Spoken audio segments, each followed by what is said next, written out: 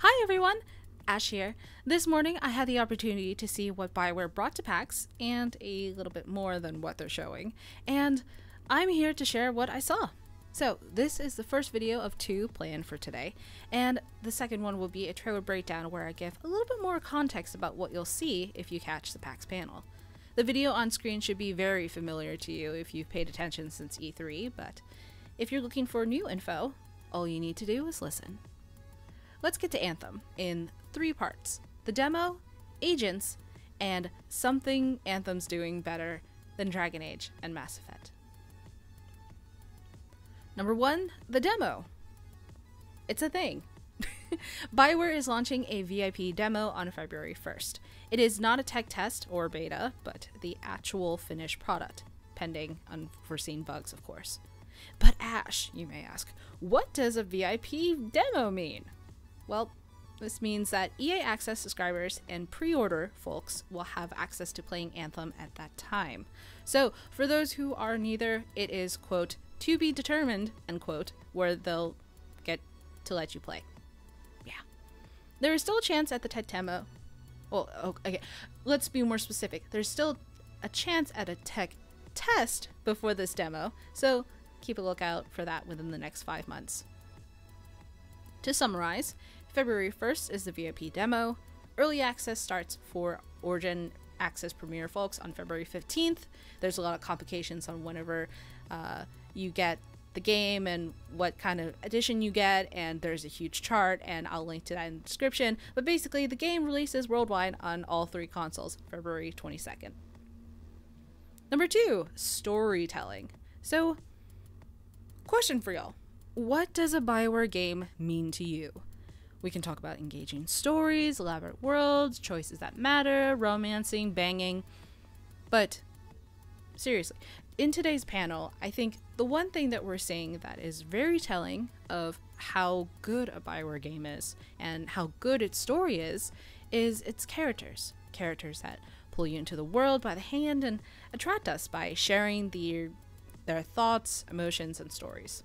Today, you'll see a bit more of those faces within Fort Tarsis. I'll go more into detail later today on who these people are, but let's do a character dive. So you have your pit crew, Halleck, Faye, Owen. We've seen them in recent gameplay videos, but they're here to support you. Then you have several agents who are part of different groups within Fort Tarsis. Taslin, you'll see her briefly in today's footage. She's part of Corvus, which has been described as an NSA or CIA kind of shadow ops group of Fort Tarsis, totally legitimized by the government. Yarrow, an old, bald, and likely retired freelancer who still has his memories, and sometimes delusions, of grandeur, while being part of the Freelancer Order. Layton, who is a defector from the Dominion, the enemy faction we ultimately are fighting against to save the world. Matthias, an Arcanist who we rescue in an early mission. The Arcanists are, how do I describe them?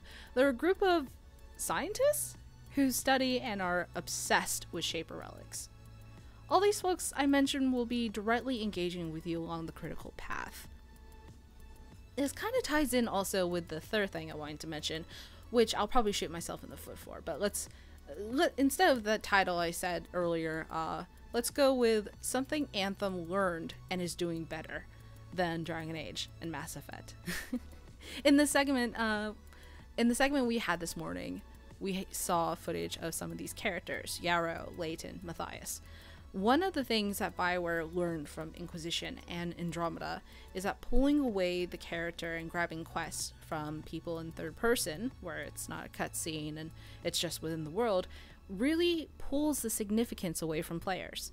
What Bioware considers a low-fidelity conversation, the whole "please collect 10 pieces of meat for the village so we don't starve to death" kind of questions, they are held to a higher, if not same standard, as cutscenes in regular and the part of the critical path and so on. So they're staged, they're lighted, and facing you properly because, well, you're in first person. In any case, that's pretty much the bulk of it. There's more to come later today, or tonight, depending on when I finish the video. Tomorrow? We'll see. Be sure to stay subscribed for more video and info and things later today. For once, I actually did this in one cut. So, hi. Hello from PAX. I've got a lot to share. So, I will see you soon. Take care.